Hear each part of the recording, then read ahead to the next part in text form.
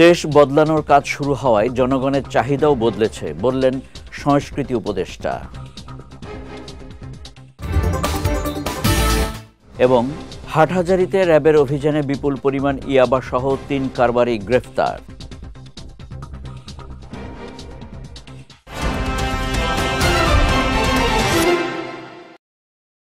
আসসালামু আলাইকুম। চট্টগ্রাম সংবাদে আমন্ত্রণ জানাচ্ছি আমি কনুজ শিকদার। শুনছিলেন শিরোনাম, এবারে বিস্তারিত। অন্তর্বর্তী সরকারের সংস্কৃতি বিষয়ক মন্ত্রণালয়ের উপদেষ্টা মোস্তফা সরওয়ার ফারুকী বলেছেন, দেশকে বদলানোর কাজ শুরু হওয়ায় জনগণের চাওয়া ও চাহিদাও বদলেছে। সামনে যারা নির্বাচিত হয়ে আসবে সবাইকে এই ধারা অব্যাহত রাখার আহ্বান জানান উপদেষ্টা ফারুকী। গতকাল কক্সবাজার শহরের বাহারছড়া এলাকার মুক্তিযোদ্ধা মাঠে তারুণ্যের উৎসব উপলক্ষে বইমেলার উদ্বোধনী অনুষ্ঠানে প্রধান অতিথির বক্তব্যে তিনি এসব কথা বলেন।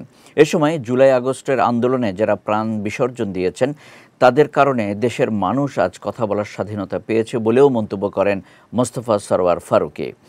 জেলা প্রশাসক মোহাম্মদ সালাউদ্দিনের সভাপতিত্বে অনুষ্ঠানে জাতীয় গ্রন্থ কেন্দ্রের পরিচালক আফসানা বেগম, জেলা জামায়াতের আমির নূর আহমেদ আনোয়ারি সহ অনেকে উপস্থিত ছিলেন।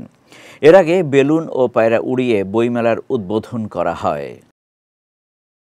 আমাদের মন্ত্রণালয় মানে হচ্ছে জাতীয় গ্রন্থ কেন্দ্রের মাধ্যমে আমরা সারা দেশেই বই ছড়ানোর কাজ করছি এবং নিশ্চিত থাকতে পারেন যে সামনের দিকে এটা আরও বাড়বে।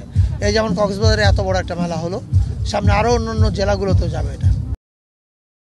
চট্টগ্রামের হাটহাজারীতে অভিযান চালিয়ে বিপুল পরিমাণ ইয়াবা সহ ৩ কারবারিকে গ্রেফতার করেছে র্যাব।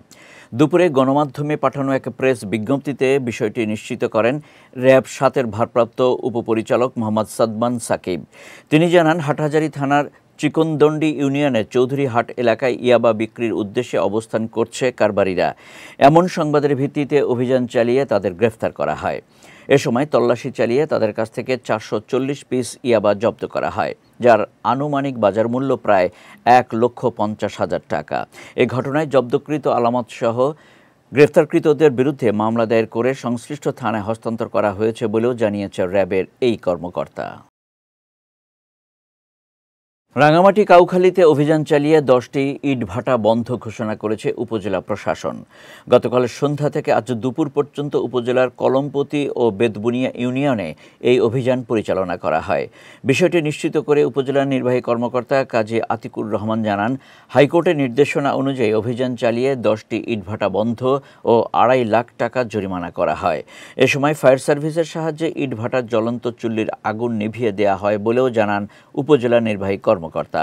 অভিযানে সহকারী কমিশনার ফয়সাল আল নূর, পরিবেশ অধিদপ্তরের কর্মকর্তা সহ অনেকে উপস্থিত ছিলেন। আমাদের গতকালকে পর্যন্ত আমরা 8টি ইটভাটা বন্ধ করা হয়েছে। আজকেই আমাদের এখানে SBW যে ইটভাটা আছে এখানে আমরা অভিযান চালাচ্ছি। এই পর্যন্ত প্রায় 8টি মামলা দায়ের করা হয়েছে পাহাড় কর্তন এবং ইটভাটার উপরে। এই মামলার তদন্ত কার্য চলমান। চট্টগ্রামে শুরু হয়েছে দুদিনব্যাপী আন্তর্জাতিক শিক্ষা মেলা। আজ নগরের GEC কনভেনশন হলে শুরু হওয়া এই মেলা চলবে 12 জানুয়ারি পর্যন্ত। এর আগে গতকাল নগরীর আগ্রাবাদের ক্লাসিক ওয়ার্ল্ড কনভেনশন হলে কোরআন তেলাওয়াতের মাধ্যমে এই মেলার উদ্বোধন করা হয়। এ সময় ইউনিভার্সিটি অব ক্রিয়েটিভ টেকনোলজির VC doctor Jahidul Alam, fact cab চট্টগ্রামের সভাপতি lion Mohammad Mujibur Rahman, fact cab ad hoc সদস্য মোহাম্মদ মনিরুল হক সহ অনেকে উপস্থিত ছিলেন। বিএনপিকে ধ্বংস করার জন্য অনেক ষড়যন্ত্র করা হয়েছে বলে মন্তব্য করেছেন আরাফাত রহমান কোকো স্মৃতি সংসদ কেন্দ্রীয় কমিটির সাধারণ সম্পাদক শফিকুল ইসলাম রাহি। গতকাল সন্ধ্যায় আরাফাত রহমান কোকো স্মৃতি সংসদ চন্দনাইশ উপজেলার হাসিমপুর ইউনিয়নের ৭ নম্বর ওয়ার্ড শাখার উদ্যোগে মিনিবার ফুটবল টুর্নামেন্ট খেলার উদ্বোধনী অনুষ্ঠানে তিনি এমন মন্তব্য করেন। বলেন, সকল ষড়যন্ত্র মোকাবেলা করেই বিএনপি শক্তিশালী হয়েছে। দলের নেতারা জেল জুলুম সহ্য করে রাজপথে থেকেছেন বলেও মন্তব্য করেন শফিকুল ইসলাম রাহি। এ সময় স্বেচ্ছাসেবক দলের সদস্য সচিব জাহাঙ্গীর আলম, মোহাম্মদ ইউসুফ সহ অনেকে উপস্থিত ছিলেন। গত 17 বছর ধরে বাংলাদেশের জনগণ তাদের গণতান্ত্রিক অধিকার ও ভোটাধিকার প্রতিষ্ঠার জন্য স্বৈরাচারী সরকারের ভয়াবহ জুলুম নির্যাতনের শিকার হয়েছে। এছাড়া সে সময় বহু মানুষকে গুম, খুন ও হত্যার শিকার হতে হয়েছে। গতকাল চট্টগ্রামের সাতকানিয়া উপজেলার আওতাধীন এউসিয়া ইউনিয়ন কৃষক দলের উদ্যোগে কৃষক সমাবেশে এসব কথা জানান বক্তারা। এ সময় ইউনিয়ন কৃষক দলের আহ্বায়ক আবু তাহের, জেলা বিএনপির আহ্বায়ক কমিটির সাবেক সিনিয়র সদস্য মুজিবুর রহমান, জেলা কৃষক দলের আহ্বায়ক মোহাম্মদ মোহসেন চৌধুরী রানা সহ অনেকে উপস্থিত ছিলেন। চট্টগ্রামের সাতকানিয়া উপজেলার কেরানীহাট বাজারে যানজট নিরসনের লক্ষ্যে অভিযান চালিয়েছে ভ্রাম্যমাণ আদালত। গতকাল উপজেলার কেরানীহাট চট্টগ্রাম কক্সবাজার মহাসড়কে এই অভিযান চালানো হয়।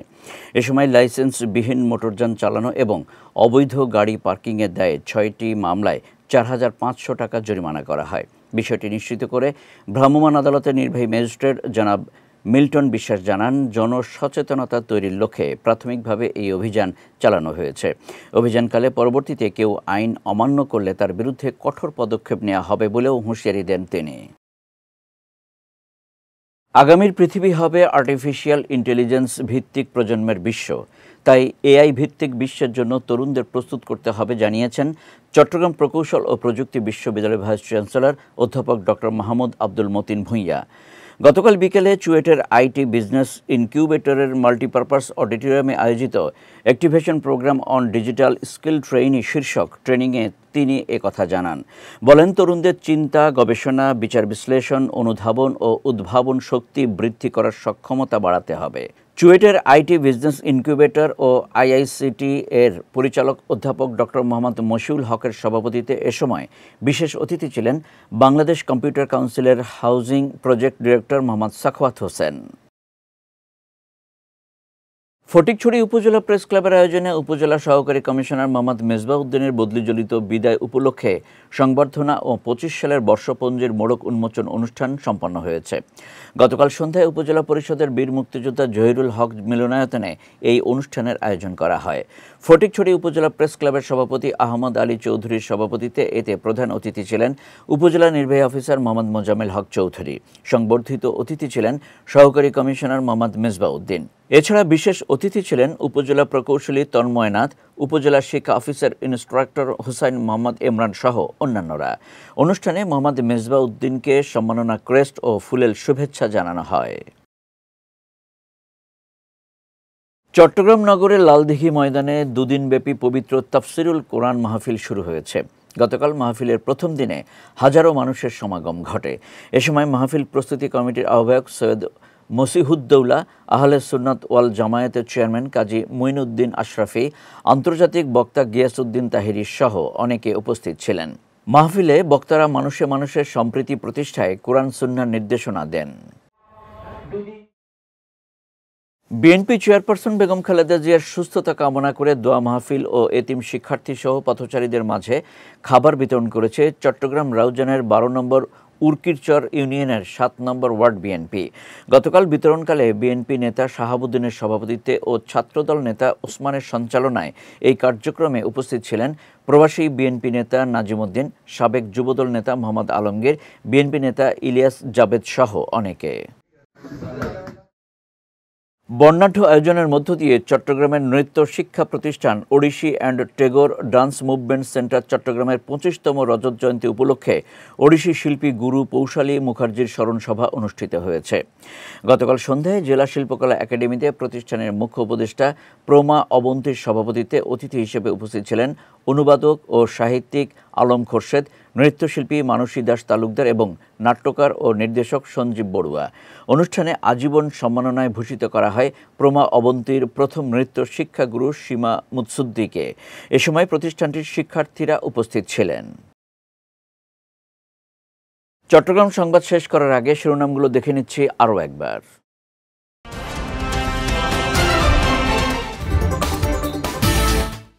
দেশ বদলানোর কাজ শুরু হওয়ায় জনগণের চাহিদাও বদলেছে, বললেন সংস্কৃতি উপদেষ্টা।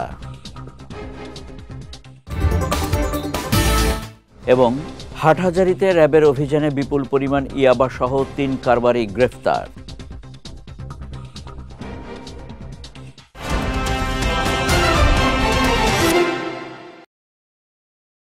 চট্টগ্রাম সংবাদ শেষে আজকের মতো আমি কনুজ শিকদার আপনাদের কাছ থেকে বিদায় নিচ্ছি। রাত 9টায় আমাদের পরবর্তী বিজয় রাতের সংবাদ দেখার আমন্ত্রণ রইল।